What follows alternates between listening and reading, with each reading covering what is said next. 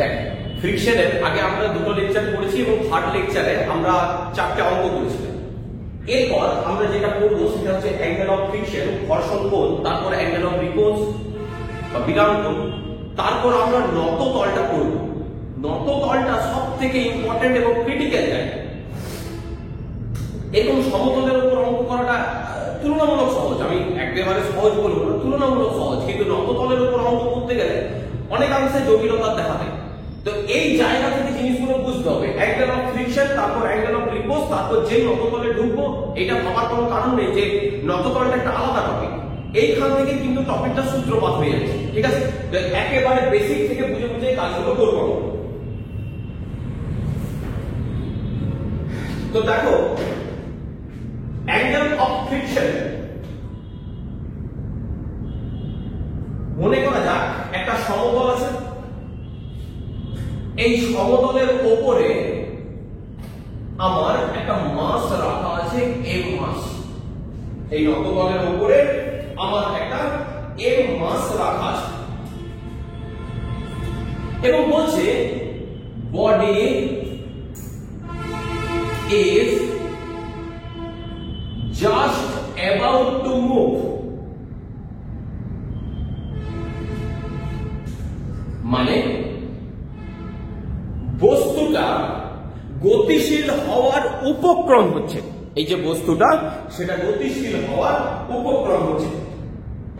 তাহলে আমরা খুব ভালো করে জানি এই দিকে একটা এফ লিমিটিং কাজ করবে, এই দিকে কি কাজ করবে? F limiting. এবং এফ লিমিটিং বা এটাকে আমরা স্থিত ঘর্ষণ বলে সীমামানও বলতে পারি। তাহলে এফ এস লিমিটিং লিখলাম, এসটা ওই সাইডে লিখি, লেখাটা যুক্তিসঙ্গত, আমি এই সাইডে লিখে নিচ্ছি, অসুবিধা নেই। Equal to mu S N. এই হচ্ছে আমাদের ফর্মুলা, এটা আমাদের কিন্তু জানা আছে। এইবার দেখো বস্তুটার যেটা ওজন mg কোন দিকে কাজ করবে? নিচের দিকে। লম্ব প্রতিক্রিয়া কোন দিকে কাজ করবে? n উপরের দিকে কাজ করবে। বলছে লম্ব প্রতিক্রিয়া, এই যে লম্ব প্রতিক্রিয়া এবং এফ এস লিমিটিং স্থিত ঘর্ষণ বল যেটা থাকছে, এই দুটো তো ভেক্টর, এটাও ভেক্টর, এটাও ভেক্টর। দুটো ভেক্টরে খুব ভালো করে দেখো যখন একসাথে কাজ করবে, রেজাল্টেন্ট কোন দিকে কাজ করবে? এই সাইডে একটা রেজাল্টেন্ট ভেক্টর আমার কাজ করবে, লব্ধি ভেক্টর। এটা আমরা ভেক্টর চ্যাপ্টারে পড়েছি যে দুটো ভেক্টর যদি থাকে একটা সামন্তরিকের দুটো বাহু বরাবর, সন্নিহিত বাহু বরাবর, তাহলে কর্ণটা কাকে নির্দেশ করে? কর্ণটা তাদের লব্ধিকে নির্দেশ করে। তো বলছে যে এই যে লব্ধিটা হলো, এই লব্ধিটা আমি রেজাল্টেন্ট আর নাম দিচ্ছি। এই যে রেজাল্টেন্ট ভেক্টর আর নরমাল রিঅ্যাকশন, রেজাল্টেন্ট ভেক্টর আর নরমাল রিঅ্যাকশন, এদের মাঝখানে যে ল্যামডা কোণটা আঁকা হয়েছে, এটাই হচ্ছে আমার ঘর্ষণ কোণ। ব্যাস, এটাই হচ্ছে আমার অ্যাঙ্গেল অফ ফ্রিকশন। এখান থেকে আমার আর বোঝার কিছু নেই। এইবার যদি একটা কমন সেন্স দিয়ে দেখো, এই নিচের লাইনটা এর ভ্যালু কত হচ্ছে? Mu S N. তাহলে এটা কিন্তু ভেক্টর চ্যাপ্টারে ছিল, এই যে উপরে যে লাইনটা আমি ড্র করছি সেটারও ভ্যালু কত হবে? মিউ এস ইনটু এন হবে। এবং এই দিকের এই যে ভেক্টরটা আছে, এই যে লম্ব প্রতিক্রিয়া ভেক্টরটা, সেটার ভ্যালু কত? এন।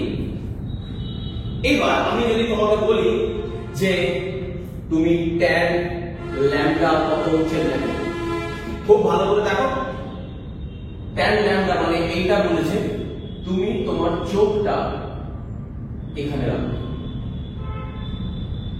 তোমার চোখ এখানে রাখো, তোমার চোখের সাপেক্ষে কোনটা লম্ব মনে হচ্ছে? লম্ব হচ্ছে মিউএস এনটা, উপরে লিখছি মিউএস এন। তোমার চোখের সাপেক্ষে কোনটা, তুমি যখন এইভাবে তাকাচ্ছ, ভূমি কোনটা মনে হচ্ছে? দেখো এন মনে হচ্ছে। এন আর এন কেটে গেল, তাহলে tan ল্যামডা ইকুয়াল টু মিউএস। এখান থেকে আমরা কি লিখতে পারি? এখান থেকে আমরা লিখতে পারি যে স্থিত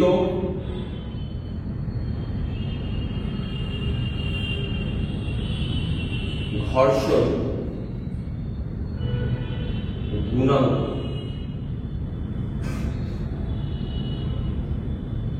ইকুয়াল টু কত হবে? ঘর্ষণ কোণের tan, tan অফ ঘর্ষণ কোণ।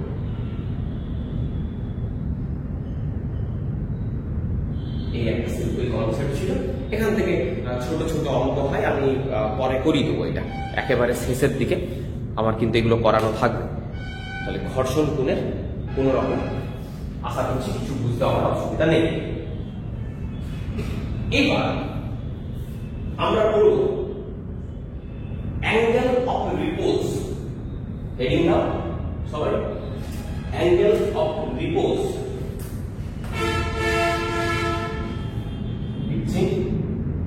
অ্যাঙ্গেল অফ রিপোজ এর বাংলা হচ্ছে বিরাম কোণ।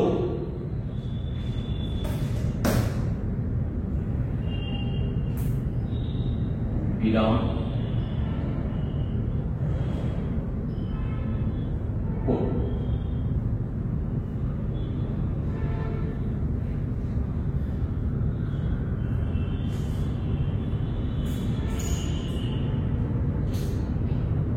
কি বলছে অ্যাকচুয়াল কনসেপ্টটা?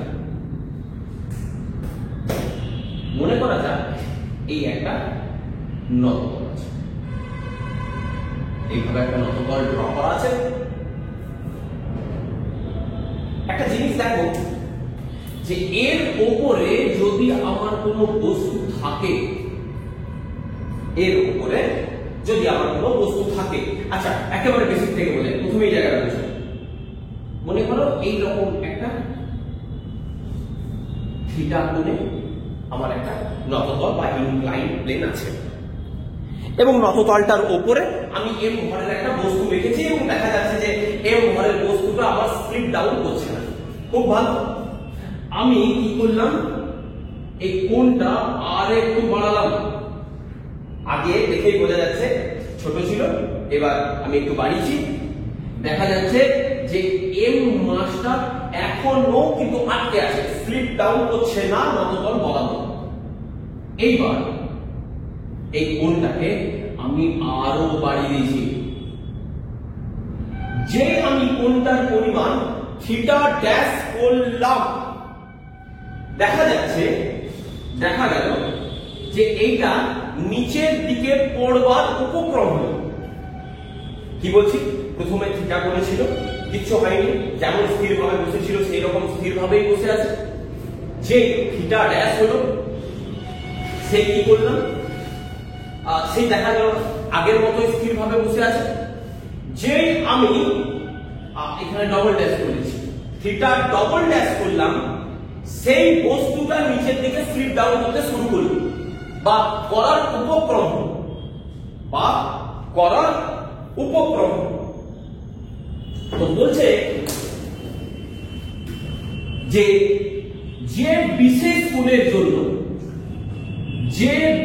কোণের জন্য এই এম ভরের বস্তুটি নিচের দিকে পড়বার উপক্রম হবে, সেই কোণটাকে আমরা বলবো অ্যাঙ্গেল অফ রিপোজ বা বিরাম কোণ। আবার বলছি, এই কোণটা বাড়াতে যে বিশেষ কোণের জন্য, যে বিশেষ ভ্যালুটার জন্য বা যে বিশেষ অ্যাঙ্গেলের জন্য এই বস্তুটা নিচের দিকে পড়বার উপক্রম হয়, সেই কোণটাকে আমরা কি বলবো, বিরাম কোণ। আশা করছি অ্যাঙ্গেল অফ রিপোজ জিনিসটা কি বা বিরাম কোণ জিনিসটা কি সেটা নিশ্চয়ই বোঝা গেছে, এখানে কোনো ডাউট নেই। এবার এটা সম্পর্কে আমরা একটু ক্যালকুলেশন করব। একটা ছবি আঁকবো।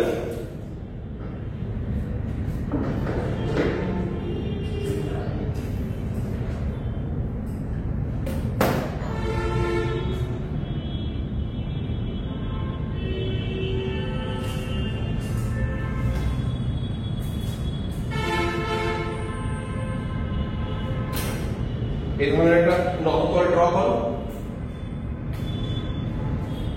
এইখানে একটা এম মাস ড্র করলাম এবং তুমি প্রথমে এই অ্যাঙ্গেলটা থিটা ড্র। আমি সিম্পল একটা ইনক্লাইন্ড প্লেন নিয়েছি, যেটার অ্যাঙ্গেল হচ্ছে অ্যাঙ্গেল অফ ইনক্লিনেশন, যেটা নততল, সেটা হচ্ছে আমার থিটা, এবং নততলের ওপরে আমার একটা এম ভরে মাস রাখা আছে। খুব ভালো। আমি যদি দেখি যে এর ওজন কোন দিকে কাজ করবে, নিচের দিকে এমজি কাজ করবে,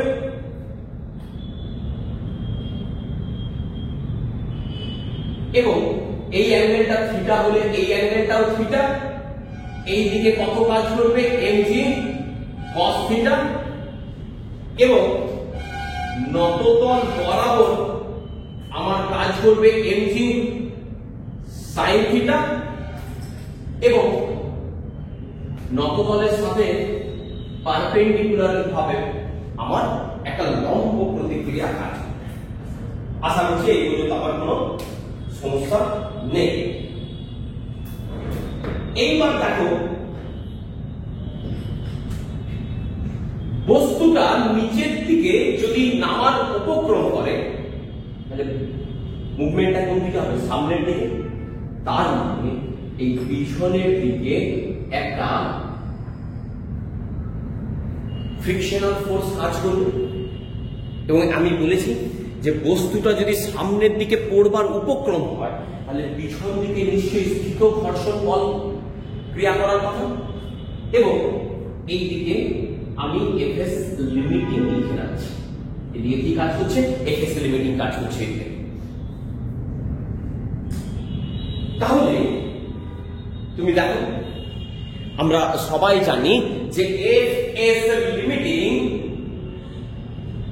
এর ভ্যালু কত।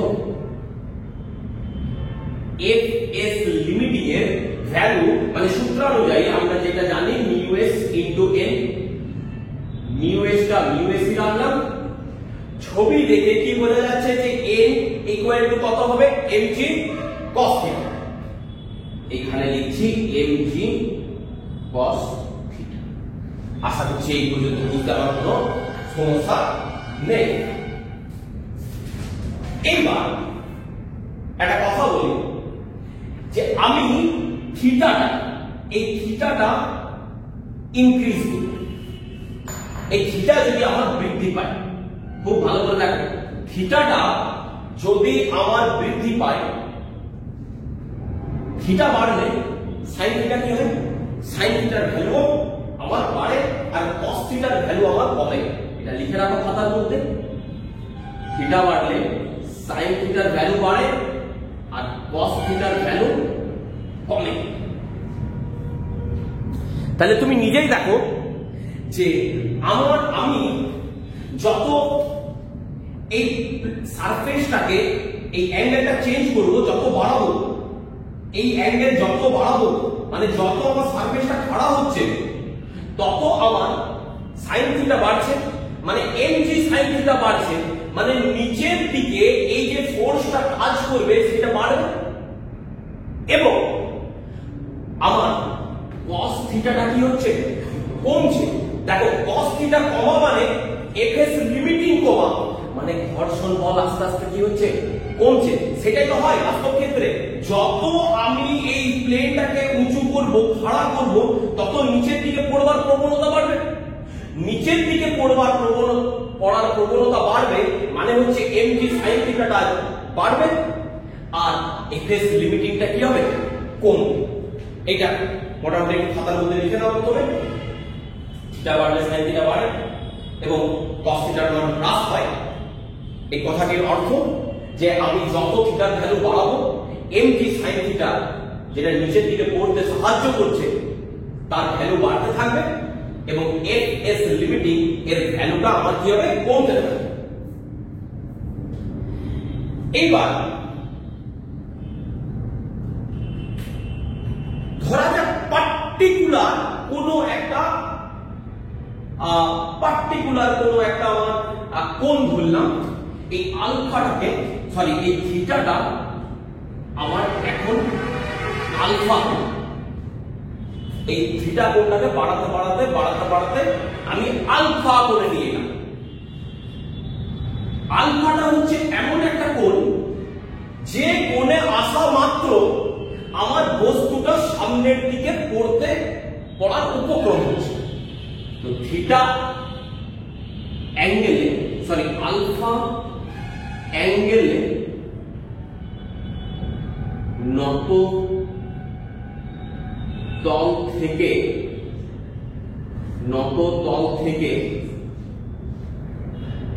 বস্তুটি নিচের দিকে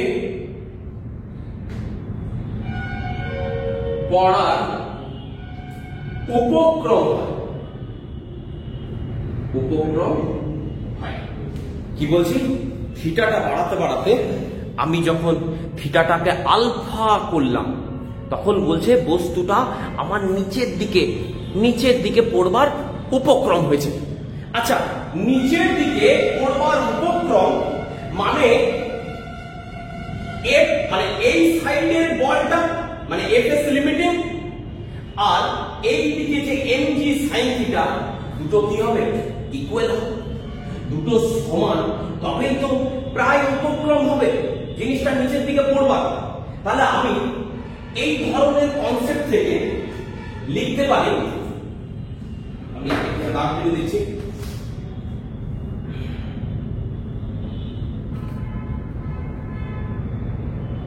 এই ধরনের কনসেপ্ট থেকে লিখতে পারি যখন বস্তুটি নিচের দিকে পড়বার উপক্রম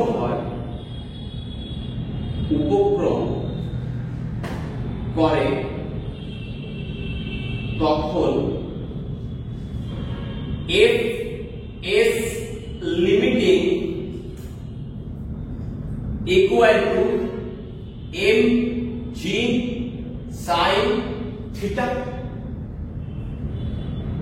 যখন নিচের দিকে পড়বার উপক্রম করে তখন FS limiting equal to M G sine theta.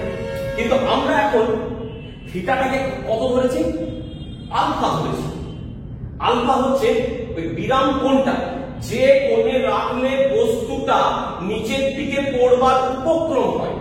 তাহলে আমি যদি বিরাম কোণের কনসেপ্ট ধরে লিখি তাহলে F S limiting equal to MG sine alpha লিখতে পারি, থিটার জায়গায় আলফা লিখলাম, কারণ এই আলফা হচ্ছে বিরাম কোণ। বিরাম কোণ মানেই হচ্ছে যে কোণে রাখার ফলে বস্তুটি নিচের দিকে পড়তে শুরু করে। এইটা আমরা 1 নম্বর সমীকরণ লিখি। তার মানে আমি এখন এটাকে আলফা করে রেখেছি, তার মানে আলফার জায়গায় আলফা ইকুয়াল টু আমি থিটা করছি।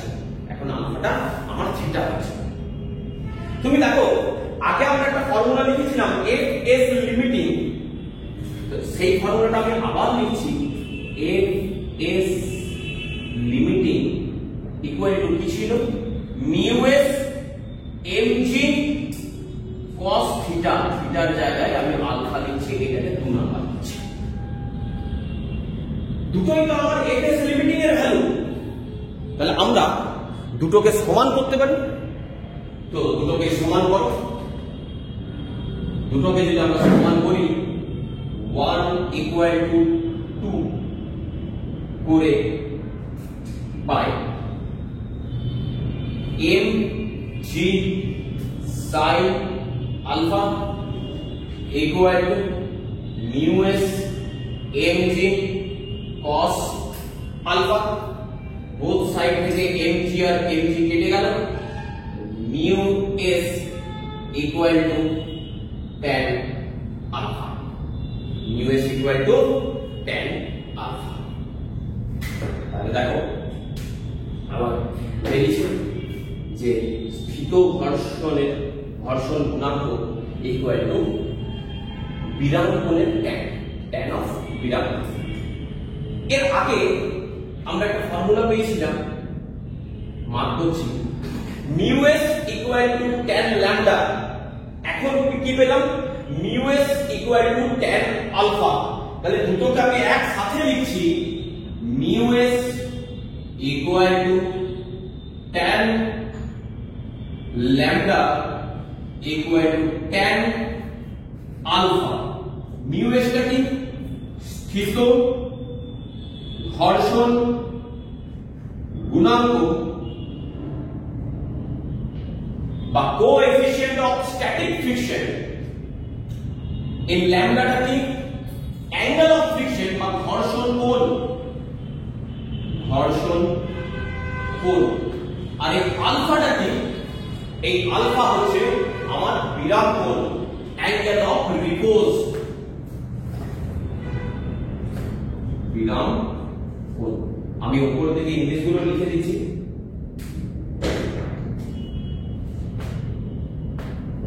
অ্যাঙ্গেল অফ রিপোজ আর এটা হচ্ছে অ্যাঙ্গেল অফ ফ্রিকশন। এই ফর্মুলাটা আমাদেরকে মুখস্থ রাখতে হবে, ঠিক আছে? এখান থেকে এক দুটো কোশ্চেন আসে, ছোট ছোট একটা, তো এটা আমরা শেষ দিকে করি দেবো। জেনারেলি বোর্ড লেভেলে আমার এখান থেকে ওই এক নম্বরের কোশ্চেন হয়, এর পরের ক্লাসেই এখান থেকে কোশ্চেন আমার চলে আসবে। Mu S equal to tan lambda equal to tan alpha. আবার জিনিসটা প্রথম থেকে বুঝিয়ে দিই। দেখো অ্যাঙ্গেল অফ রিপোজ জিনিসটা কি? মনে করা যাক যে আমার এই হাতের উপরে বস্তুটা রাখা আছে। আমি কি করেছি? প্রথমে একটা যে কোনো একটা কোণ নিয়েছি, এরকম একটা কোণ নিয়েছি। দেখেই বোঝা যাচ্ছে যে বস্তুটা এখন আমার স্থির অবস্থায় আছে। তো আমি ধরলাম এই যে অ্যাঙ্গেলটা আমার তৈরি হয়েছে, সেই অ্যাঙ্গেলটা হচ্ছে থিটা। দুটো হাতের মধ্যে যে অ্যাঙ্গেল তৈরি হয়েছে সেটা হচ্ছে থিটা। তো এখান থেকে আমি কি পাচ্ছি? এখান থেকে আমি যেটা পাচ্ছি, আমার এই সাইড বরাবর আমার এফএস লিমিটিং কাজ করছে, নততল বরাবর আমার এমজি সাইন থিটা কাজ করছে। আমি যদি এই কোণটা আরো বাড়িয়ে দিই, তো আমি থিটাটা বাড়াচ্ছি। থিটা বাড়ানো হলে আমার সাইন থিটা, মানে এই যে নিচের দিকে কম্পোনেন্টটা, আমি কিন্তু অনুভব করছি যে জিনিসটা কিন্তু এবার মনে হচ্ছে যেন নিচের দিকে পড়বে। তাহলে এমজি সাইন থিটা বাড়ছে এবং cos থিটার ভ্যালু কমে, তার মানে এফএস লিমিটিং এর ভ্যালুটা কি হচ্ছে? কমতে থাকছে, মানে ঘর্ষণ বলটা কমতে থাকছে। এই যে একটি বিশেষ অ্যাঙ্গেল, এই যে পূর্ব হয়ে গেল একটি বিশেষ অ্যাঙ্গেল, যে কোণের জন্য এই যে দুটো হাতের মধ্যে আমার যে বিশেষ অ্যাঙ্গেলটা তৈরি হয়েছে, সেই কোণের জন্য বস্তুটা নিচের দিকে পড়বার উপক্রম। এই বিশেষ কোণটাকে আমরা বলবো অ্যাঙ্গেল অফ রিপোজ। তো ওই জন্য আমরা লিখেছি থিটাটা বাড়াতে আমি কি করলাম? আলফা করেছি। তাহলে এখানে থিটার জায়গায় আলফা বসিয়ে আমি ইকুয়েশন 2 করলাম। আর সিম্পল একটা কনসেপ্ট, যে বস্তুটি যখন নিচের দিকে পড়বার উপক্রম হচ্ছে, তখন তার মানে নিচের দিকের ফোর্স ইকুয়াল টু উপরের দিকে ফোর্স। তাহলে আমি লিখতে পারি এফএস লিমিটিং, উপর দিক এই দিকের ফোর্স মানে এফএস লিমিটিং, নিচের দিকের ফোর্স মানে এমজি, তখন সাইন থিটা, কিন্তু অ্যাঙ্গেলটা তখন থিটা নয়, তখন সেটা আলফা হয়ে গেছে। ওই জন্য লিখেছি এমজি সাইন আলফা। দুটো ইকুয়েশনকে সমান করে আমরা এই সম্পর্কটা বের করেছি। আশা করছি এই টপিক থেকে কারো কোনো সমস্যা নেই।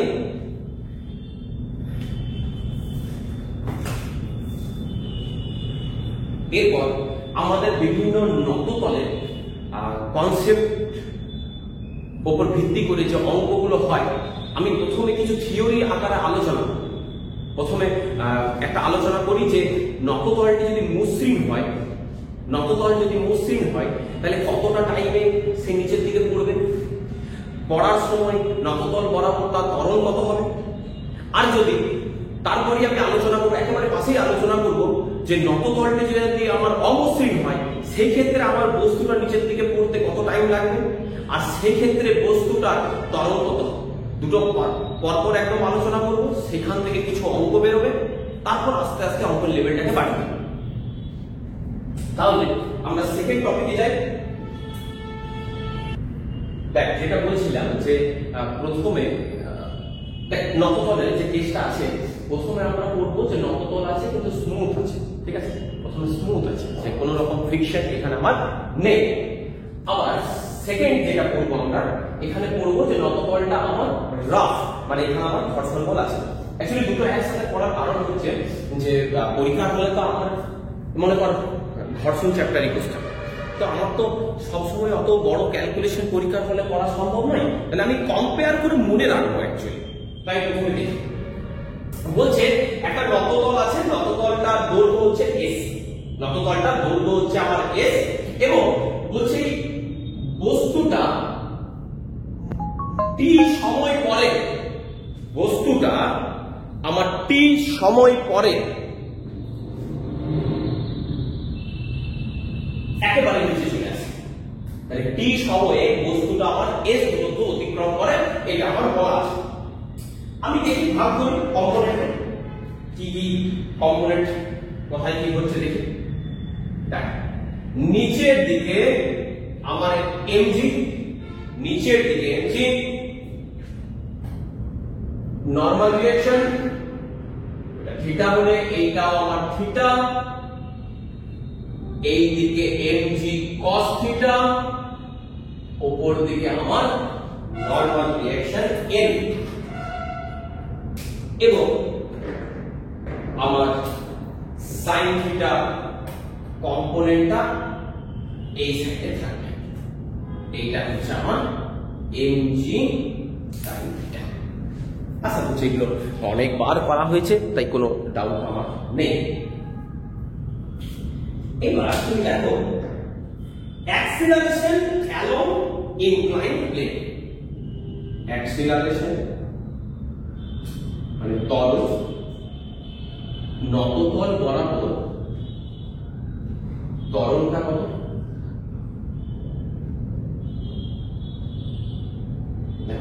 নততল বরাবর কত বল কাজ হচ্ছে mg sin থিটা। তাহলে আমরা লিখতে পারি ত্বরণটা হচ্ছে বল নততল বরাবর বলটা ডিভাইডেড বাই ভর, m এর কেটে গেল, তার মানে হচ্ছে g sin থিটা। আশা করছি করব না। এইবার আমাদের যেটা বের করতে হবে t এর মানটা, যে কত সময় পর বস্তুটা ভূমি স্পর্শ করেছে। তো দেখো, আমরা জানি s equal to ut plus half a dx square। আচ্ছা, এখানে আমরা ধরে নিচ্ছে যে প্রাথমিক বেগ 0 ছিল, প্রথমে স্থির অবস্থায় ছিল, u টা হচ্ছে আমার 0, ওটা কিন্তু মিউ নয়, এটা u, এটা হচ্ছে u। আমি লিখে দিচ্ছি প্রাথমিক বেগ, প্রাথমিক বেগ এটা আমার 0 ছিল। তাহলে দেখেন দূরত্ব s ইকুয়াল টু u এর জায়গায় 0 হাফ। আচ্ছা, নততল বরাবর ত্বরণ কত, g sin থিটা, বসাচ্ছি g sin theta into dx square. তাহলে এখান থেকে যদি আমি 2s equal to g sin theta into dx square, dx square equal to 2s by g sin theta, আর এখান থেকে বের করতে পারি t equal to root over 2s by g sin theta। t সময়ে বস্তুটি আমার ভূমি স্পর্শ করবে। খুব ভালো। এইবার আমরা আরেকটা জিনিস এখানে বের করব, যে ভূমি যখন স্পর্শ করছে তখন তার বেগটা কত। বলছি ভূমি যখন স্পর্শ করছে তখন তার বেগ কত। ধরা যাক এই যে এম মাসটা যখন এখানে এসে পৌঁছেছে তখন ওর বেগটা হচ্ছে আমার ভি, ফাইনাল ভেলোসিটি ভি। তাহলে তুমি দেখো V square equal to U square plus 2a_s। এই ফর্মুলা যদি আমি বসাই, ইউটা কত ছিল বলো, ইউটা ছিল 0, তাহলে va square equal to 0 square মানে 0 2। আচ্ছা নবতল বরাবর ত্বরণটা কত বেরিয়েছিল, g sin থিটা, এর জায়গায় লিখছি g sin থিটা আর s এর জায়গায় s। এইখান থেকে যদি আমরা v এর মান বের করি তাহলে v equal to root over কত বেরোচ্ছে 2s g sin theta, v equal to root over 2s g, যেটা কিন্তু সাফিক্সে নয়, হ্যাঁ হয়তো লেখাটা ভুল হয়ে গেছে, 2s g sin। এই তিনটে উত্তর পারলে একটু মনে রাখিস, যে নততল বরাবর আমার ত্বরণ মসৃণের ক্ষেত্রে g sin থিটা, নততল বরাবর নামার সময় আমার টাইমটা কত লাগছে, রুটের ভিতরে 2s by g sin theta, আর বেগটা কত, রুটের ভিতরে 2s g sin থিটা। একই রকম ভাবে আমরা অমসৃণ তলটা করব, একই রকম ভাবে অমসৃণ তলটা বের করব।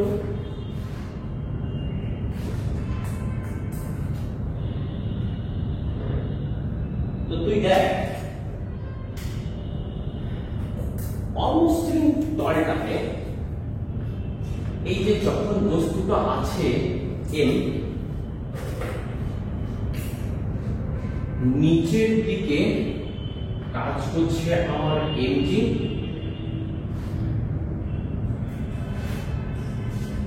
এইটা থিটা হলে এই দিকটাও থিটা, এই দিকে কাজ করবে আমার mg cos থিটা,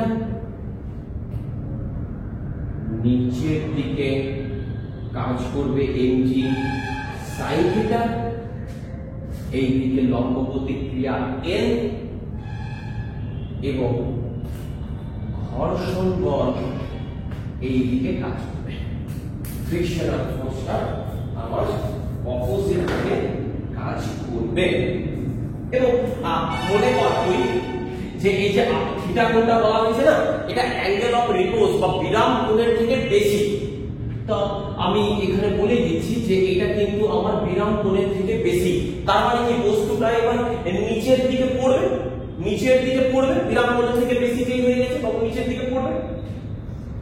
এইবার তুই দেখ যে ত্বরণ কত, এই যে বস্তুটার উপর ত্বরণ কত, তাহলে অ্যাক্সিলারেশন সেম, যেমন এখানে লিখছিল একেবারে সেম, লিখো অ্যাক্সিলারেশন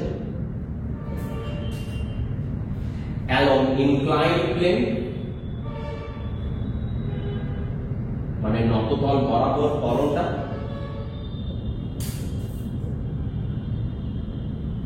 কত হবে,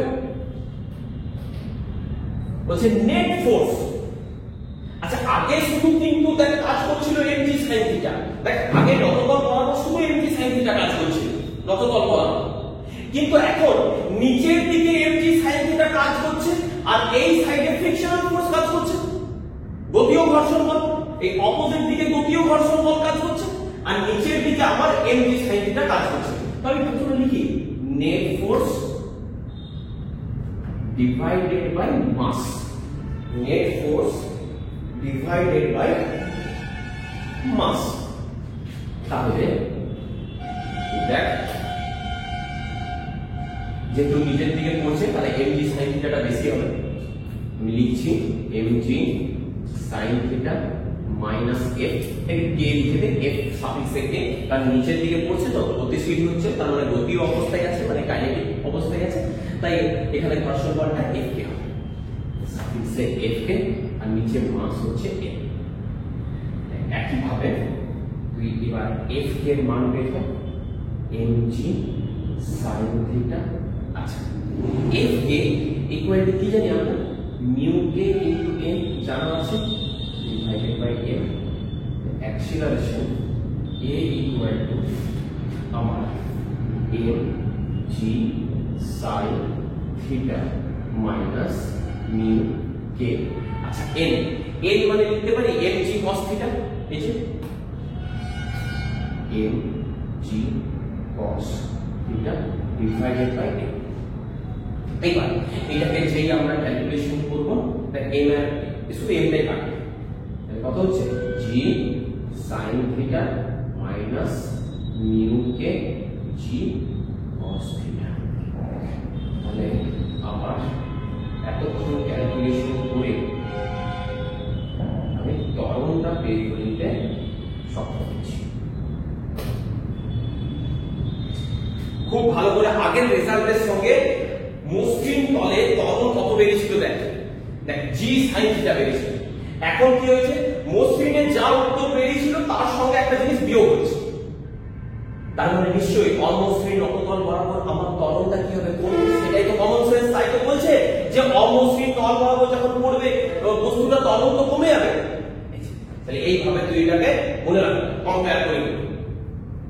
তুই খুব ভালো করে দেখ, এই যে t এর যে সমীকরণ ছিল, t এর যে সমীকরণ, সেখানে কি আছে, √2s ডিভাইডেড বাই, এই যে এটা আসলে কি ত্বরণ, তো আগে যে যে জায়গায় ত্বরণ ছিল মানে g sin থিটা ছিল, সেই সেই জায়গায় কি বসাবো, এটা বসিয়ে দেবো।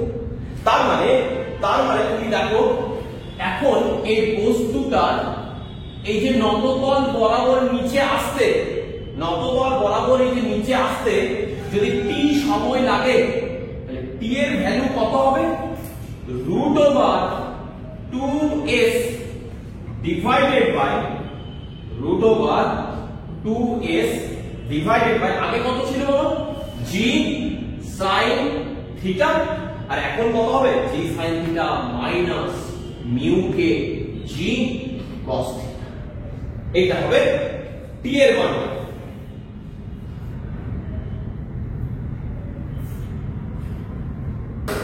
লাস্ট আপনি বুঝতে পারা গেছে পুরো টপিকটা। এখান থেকে কিন্তু কোশ্চেন আছে, এখান থেকে 2009-10 সালে AIEEE এক্সাম হতো, তখন এখান থেকে একটা প্রশ্ন এসেছে। আমি আজকে কোনো প্রশ্ন করাবো না, আমি জাস্ট থিওরিটা আলোচনা করলাম যে কিভাবে প্রবলেমটাকে হ্যান্ডেল করতে হবে। দেখ, যখন মসৃণ নততলের ক্যালকুলেশন করে দিয়েছি, যখন ওই সারফেসটা অমসৃণ হলো, দেখ তুই পরীক্ষার হলে তুই এত করে করতেই পারিস, কোনো অসুবিধা নেই। তুই যদি ডাইরেক্ট মনে রাখতে পারিস, তোর এতটা করার জন্য যে টাইমটা লাগবে সেগুলো বেঁচে আছে। মাথায় রাখবো মসৃণ নততলের কেসটাতে নততল বরাবর ত্বরণটা হচ্ছে g sin থিটা, কিন্তু অমসৃণ হয়ে গেলে g sin theta minus mu কে g cos থিটা। আবার টাইমটা দেখ, টাইমটা t equal to √2s by g sin theta, কিন্তু এই ক্ষেত্রে কি হচ্ছে, যে যে জায়গায় g sin থিটা ছিল সেই জায়গায় এই জিনিস এসেছে। এইটাই জাস্ট তোকে মনে রাখতে হবে। আজকে লেকচারটা এই পর্যন্তই। এর পরের দিন যেটা পড়াবো, অ্যাকচুয়ালি এই যে টপিকটা, এই টপিকটা এগুলো কিন্তু সবগুলোই অঙ্ক, তো তোকে প্রথমে থিওরির আকারে একটু সরগড় করে দেওয়া হলো, এই জায়গা পর্যন্ত তুমি কমপ্লিট করে ফেলবে। পরের যে লেকচারটা হবে, এই নততল বরাবর আমি টোটাল 10টা অঙ্ক করব, প্রত্যেকটা অঙ্ক একটা একটা করে টাইপ, এর বাইরে আর কোনো টাইপ সাধারণত হয় না বলার আমার সাহস নেই, সাধারণত হয় না। তো প্রত্যেকটা অঙ্ক যখন করব, প্রত্যেকটা অঙ্ক কিন্তু তোমাকে এক একটা করে শিক্ষা দেবে। যেমন এখানে একটা কথা বলে রাখি, যখনই দেখবে কোনো একটা কোশ্চেনে তোমাকে বলে দিয়েছে যে নততল বরাবর কোনো একটি বস্তু সমত্বরণের নিচের দিকে নামছে। তো তখন তোমাকে মাথায় রাখতে হবে এই যে নিচের দিকের ফোর্স আর উপরের দিকের ফোর্স মানে ঘর্ষণ বল আর mg sin থিটা দুটোকে কি বলতে হবে? ইকুয়াল করতে হবে। তুমি বলবে কেন? খুব ভালো করে দেখো কি বলছে, বস্তুটি সমত্বরণের নিচের দিকে নামছে। সরি বস্তুটি সমবেগে নিচের দিকে নামছে। যদি বলে দেয় কোশ্চেনটা, কোন কোশ্চেনে মনে করো বলা আছে যে কোন একটা বস্তু নততল বরাবর সমবেগে নামছে। আচ্ছা, সমবেগে নামা মানে কি? ত্বরণটা জিরো, ত্বরণ জিরো। তার মানে আমি বলতে পারি ওই বস্তুটার উপরে যে ফোর্স অ্যাপ্লাই হচ্ছে সেটাও জিরো। এবার তুমি ভাবো mg sin থিটা আর f কে দুটো যদি সমান হয়ে যায় তাহলে নততল বরাবর ওই বস্তুটির উপরে কোনো লব্ধি বল কাজ করবে? কোনো লব্ধি বল কাজ করছে না, মানে f টা কত হয়ে গেল? জিরো। তাহলে এই সমস্ত ধারণাগুলো, কনসেপ্টগুলো আমরা কিন্তু অঙ্ক করার, ওই যে বললাম 10টা অঙ্ক করব, প্রায় ওই 10টা অঙ্কের মধ্যে WBJEE আছে, নিট আছে, সমস্ত কোশ্চেন আছে ওখানে।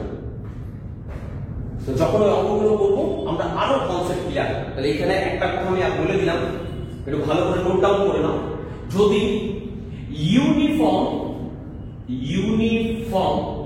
ভেলোসিটি বলে দেয়, কি বলছে? ইউনিফর্ম ভেলোসিটিতে বস্তুটা মুভ করছে, একটা বস্তু ইউনিফর্ম ভেলোসিটিতে মুভ করছে, তখন সেই ক্ষেত্রে আমরা কি করবো জানো? এই নিচের দিকের ফোর্স মানে mg sin theta equal to f কে এইটা অ্যাপ্লাই। কেন সেটা এখনই বুঝিয়ে দিলাম, আরেকবার বলে দিচ্ছি। কারণ এই উপর দিকের ফোর্স মানে পিছনের দিকের ফোর্স ইকুয়াল টু যদি সামনের দিকের ফোর্স হয়, তাহলে নততল বরাবর এই বস্তুটির উপরে লব্ধি বল কত হবে? লব্ধি বল জিরো। তাহলে ফোর্স যদি জিরো হয়, তাহলে তুমি দেখো ফোর্স যদি জিরো হয়, force equal to mass into acceleration লিখতে পারি। তাহলে এখান থেকে কি দাঁড়াচ্ছে? a equal to 0। a equal to 0 মানে এই যে সমবেগে যাচ্ছে, তার মানে তো আমার ত্বরণ শূন্য। বোঝা গেল? তাহলে এই ধরনের কনসেপ্ট গুলো আমরা পরের দিন যখন অঙ্ক করব, ছোট ছোট আরো কনসেপ্ট আছে সেগুলো জানবো। আজকে তাহলে লেকচারটা এই পর্যন্তই, আবার নেক্সট ক্লাসে দেখা হবে।